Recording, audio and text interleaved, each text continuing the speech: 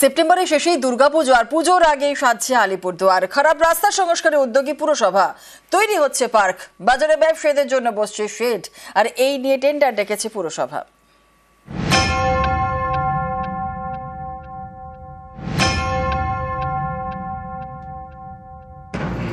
রাস্তা সংস্কার থেকে নতুন পার্ক, কোথাও কালভার্ট, কোথাও বাজারে ব্যবসায়ীদের জন্য শেড। পুজোর আগে শহর সাজাচ্ছে আলিপুরদুয়ার পুরসভা। সেপ্টেম্বরের শেষে দুর্গাপুজো, তার আগে আরো ঝাঁ চকচকে হচ্ছে আলিপুরদুয়ার শহর। আলিপুরদুয়ারের 20টি ওয়ার্ডে 30টি রাস্তা সংস্কার করা হবে, তৈরি করা হবে একটি পার্ক, 9টি কালভার্ট, বাজারে ব্যবসায়ীদের জন্য তৈরি করা হবে শেড। 1,65,00,000 টাকা ব্যয় আলিপুরদুয়ার পৌরসভার 20টা ওয়ার্ডের মধ্যে পিচের এবং ঢালাইয়ের প্রায় 30টা রাস্তা করা হবে, গার্ডওয়াল 12টা জায়গায় করা হবে, কালভার্ট 9টা জায়গায় করা হবে এবং একটা নতুন পার্ক করা হবে 19 নম্বর ওয়ার্ডে। এবং আপনারা জানেন আলিপুরদুয়ার বড় বাজার 11,50,000 টাকা দিয়ে একটা শেড নির্মাণ করবে। আমাদের সব রকম রাস্তাঘাটে টেন্ডার করা আছে, বেশিরভাগ রাস্তাঘাটে। আশা করছি আমরা জুন মাসের ফার্স্ট উইকের মধ্যে এই পুরো প্রক্রিয়াটা শেষ হয়ে যাবে। না, এটা খুব ভালো কাজ, কেননা বর্ষার আগে যদি রাস্তাগুলো হয় তাহলে মানুষের চলাফেরাতে খুব সুবিধা হবে। এইটা কিন্তু খুব পজিটিভ ওয়ান, এটা পরিষ্কার, এটা যেন স্বাগত জানাই। আর ওই বাজারের শেডটা যদি করে, এটা আমাদের পক্ষে যেমন ভালো, খরিদ্দারের পক্ষে সেরকম ব্যবসায়ীদের পক্ষে ভালো। 20টি ওয়ার্ড নিয়ে তৈরি আলিপুরদুয়ার পুরসভা। গত বছর থেকে বাড়ি বাড়ি জলের পাইপলাইন পৌঁছে দেওয়ার কাজ শুরু হয়, বসানো হয় গ্যাসের পাইপলাইনও। রাস্তা খোলা থাকায় যাতায়াতের অসুবিধে হচ্ছিল, এই দুর্ভোগ এবার মিটবে বলে আশা। আলিপুরদুয়ার থেকে রাজকুমার কর্মকার, নিউজ 18 বাংলা। বাঁশ গাছ হাতির প্রিয় খাবার। হাতিদের পেট ভরাতে মেদিনীপুরে বাঁশবন তৈরি করছে বন দফতর। তাদের আশা, এতে লোকালয়ে খাবারের খোঁজে হাতির হানা যেমন বন্ধ হবে, ঠিক তেমনই এড়ানো যাবে বন্যপ্রাণ মানুষ সংঘাত। জঙ্গলে পর্যাপ্ত খাবারের অভাব, খাবারের খোঁজে হামেশাই লোকালয়ে হাতির হানা। কখনো বিঘার পর বিঘা জমির ফসল নষ্ট, কখনো বা বাড়িতে ঢুকে তাণ্ডব, অনেক সময় প্রাণহানির ঘটনাও ঘটে। এই ছবিটাই বদলাতে চাইছে বন দফতর। হাতিদের প্রিয় খাবার বাঁশ গাছ, তাই মেদিনীপুরে জঙ্গল লাগোয়া লোকালয় তৈরি করা হচ্ছে বাঁশবন।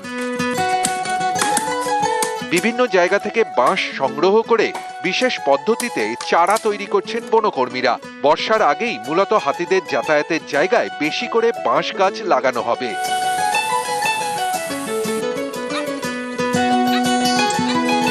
কতটা জায়গায় লাগানো যাবে? 25 হেক্টর। কি কি বাঁশ আছে? জাওয়া, ভালকি, তরল, আরো অন্যান্য প্রজাতির বাঁশ লাগানো হচ্ছে। দল ছুটি হাতিগুলো গ্রামে প্রবেশ করে যাচ্ছে, তো তার জন্যে, হাতির খাবার জন্যে লাগানো হচ্ছে, যাতে না গ্রামে না আসে। চাদরা, পিরাকাটা, লালগড় রেঞ্জে প্রায় 100 হেক্টর জায়গায় 50,000 বাঁশ গাছের চারা লাগানো হবে। জাওয়া, ভালকি, তরল, বাঁশনি সহ বিভিন্ন বাঁশের চারা তৈরি করা হচ্ছে। বন দফতরের আশা, বাঁশবন তৈরি হয়ে গেলে লোকালয়ে হাতির হানা অনেকটাই কমবে। হাতির খাওয়ার জন্য কিছু ভিতরে এরকম গাছ লাগাতে হবে যে হাতি খাতে পারে, তাকি ও বাইরে কম আসবে। আসাল আছে, কাঁঠাল আছে, এইসব গাছ লাগাচ্ছি। বাট এই গাছ আসার জন্য তো অনেক বছর লাগবে, 6-7 বছর, বড় হওয়ার জন্য 10 বছর লাগবে। তার আগে ব্যাম্বু লাগাচ্ছি আমি। লাস্ট ইয়ার লগভগ 8,000 ব্যাম্বু লাগিয়েছিলাম। এই বছর কিছু বড় করে 50,000 ব্যাম্বু লাগাচ্ছি। তো 3টা রেঞ্জ। তো আমি তো এটা বলতে পারবো না তো সব কিছু কমপ্লিটলি বন্ধ হয়ে যাবে, বাট কম তো আমি করতে পারবো। নর্মাল প্লান্টেশন যেরকম বন মহোৎসব সময় হয়, তো জুলাই স্টার্টিং এ, তো তার সময় লাগানো। এদিকে বুধবার নকশালবাড়ির নেহালজোতে লোকালয়ে হানা দেয় হাতির পাল, তবে তাণ্ডব চালায়নি, খাবার নিয়ে জঙ্গলে ফিরে যায়। পশ্চিম মেদিনীপুর থেকে শোভন দাস ও শিলিগুড়ি থেকে বিশ্বজিৎ মিশ্র, নিউজ 18 বাংলা। আজকে পরবর্তী খবরে, জাপানের আম, বিশ্বের সব থেকে দামি মিয়াজাকি আম ফলছে দুর্গাপুরে।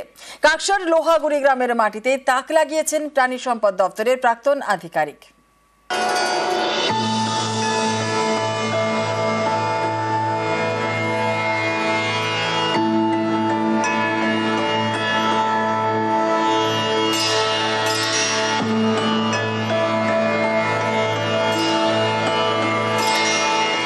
শুকনো পাথুরে জমি, সেই জমিতেই অসাধ্য সাধন।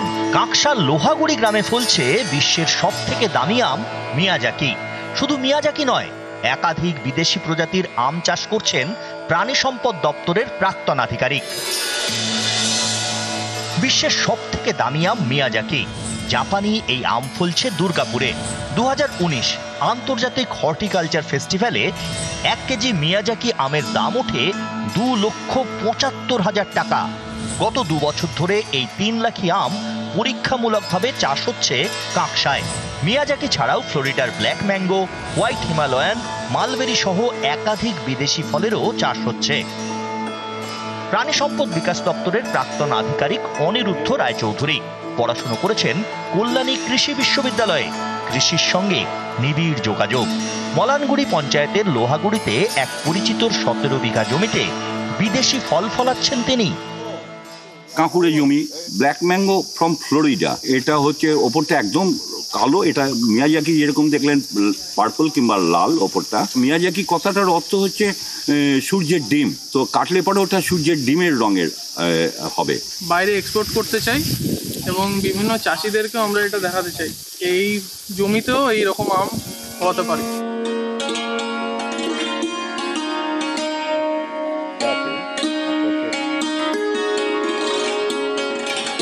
আমার কাছে রয়েছে এই আম, যাকে মিয়াজাকি আম বলা হয়। ইন্ডিয়ার যে সমস্ত চাষিরা রয়েছে তারা যদি এই আমের চাষের ফলন বাড়াতে পারে তাহলে কিন্তু আগামী দিনে আমাদের এই দেশ থেকে কিন্তু এই আমের চাহিদা অনেকটাই বাড়বে এবং চাষিরা তাতে লাভবান হবে। দুর্গাপুরের মলানদিঘি থেকে অর্পণ চক্রবর্তী, নিউজ 18 বাংলা।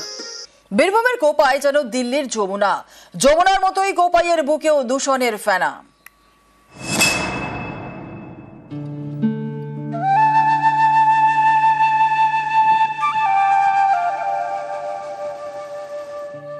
বীরভূমের কোপাই নদী লাভপুরের হাঁসুলিবাগ কঙ্কালীতলা শ্মশানের পিছন দিয়ে তীর তীর করে বয়ে যায়। আমাদের ছোট নদী চলে বাঁকে বাঁকে।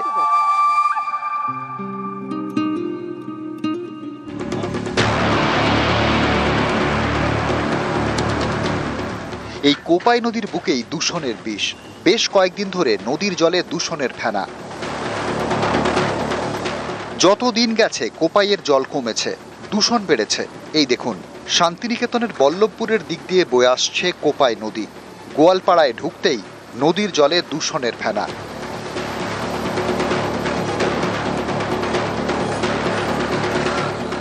ফেনা কখন বলতে বন্যা হলে তখন হয়। আমি তাই এই সকালে চিন্তা করি যে এত ফেনা মনে হচ্ছে সার্ফও ভুলে গেছে।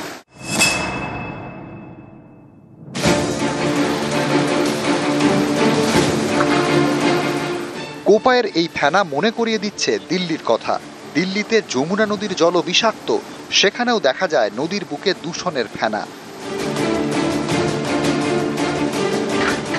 দিল্লি থেকে প্রায় 1400 কিলোমিটার দূরে বীরভূম। এই বীরভূম দিয়ে বয়ে গিয়েছে ময়ূরাক্ষীর উপনদী কোপাই। সেই কোপাইয়ের জলেও দূষণের ফেনা। জলটা দূষিত হয়েছে এবং সেটা ধারণা করা যাচ্ছে যে ওর মধ্যে ফসফেট জাতীয় যদি কোনো বস্তু এসে পড়ে বা সেখানে যদি আরো কোনো অর্গানিক ম্যাটার্স যদি এসে মেশে তাহলে কিন্তু এই ধরনের ফেনার সৃষ্টি হয় এবং সেটা অবশ্যই পরীক্ষা নিরীক্ষার মাধ্যমে কিন্তু আমাদের প্রথমত সেটা বুঝতে হবে যে আসল রিজনটা কি।